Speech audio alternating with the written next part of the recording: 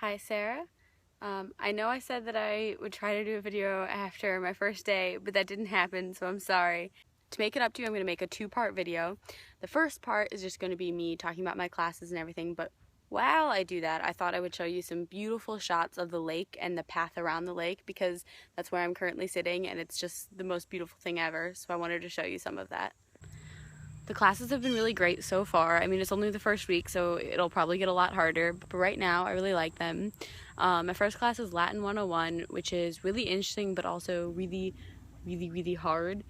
I'm also taking multivariable calculus, which so far is just sort of a review of all of the 3D plane stuff that we did in Math 3, where like you had to plot in 3D coordinates. So far that's been kind of boring, but I'm sure it'll get more interesting once we move out of review and actually into calculus.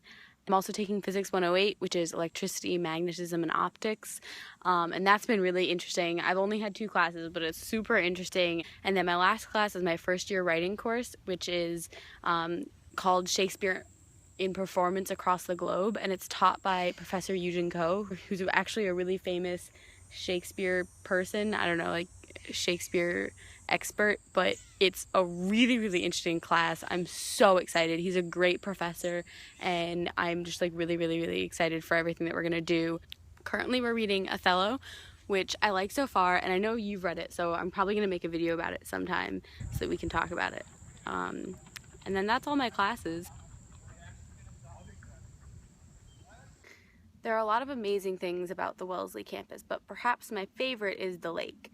The shore comes right up to the campus and it has a beautiful path that goes all the way around it, which is actually where I am right now. I'm on one part of it where you can't actually see the lake, but it was the only place that I could sit down. So anyways, even though I've only been here for like a week, I still have found myself spending quite a lot of time here. Sometimes just walking and thinking, sometimes running. Because yes, I have started running and it's a 2-mile path with up and downhill and it sucks, but it's beautiful, so it's worth it. Today I've begun to finally feel the full force of the past week and a half. Leaving home, moving in, meeting faculty, registering for classes, starting my classes. And to be honest, Sarah, I find myself wishing that I could just take a walk with you around the lake and talk, like really talk. Beautifully unedited stream of consciousness kind of talk. Instead, I've decided to go with my next best option and do a video at the lake, and even though I won't get your infinite grace and wisdom in response, I'm hoping maybe it'll make me feel better. I've been thinking a lot lately about how to really express how this change in my life has been making me feel. I think most people probably describe going to college as bittersweet. Bittersweet, in all its cliche, seems to somehow be both not nearly big enough to describe this event and these feelings, and also the most epitomizing and all-encompassing description that there really is.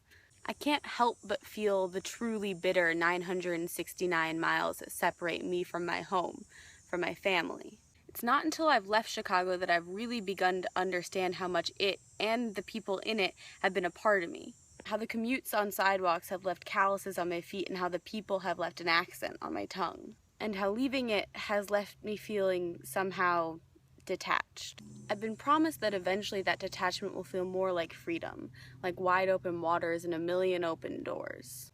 But for now, it just feels a little like drifting. Don't get me wrong, I love it here. I love the people and the excitement of everything, but even in the throes of all the amazing things I'm doing and I'll get to do, the feeling still lingers. It hasn't escaped my notice that it just doesn't quite feel like home yet. So Sarah, this is all to say that I love you and I miss you, and that if you're feeling the same way, we can cross our fingers together and hope that the sweet eclipses the bitter soon.